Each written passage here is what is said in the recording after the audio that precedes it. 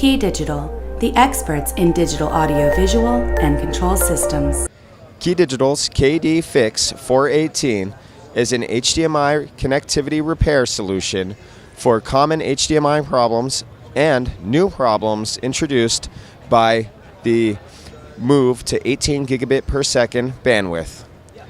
Key features include chroma subsampling down convert, where 444 chroma subsampling signals can be down converted so that 18 gigabits per second signals are able to be extended and fed into 10G existing infrastructure.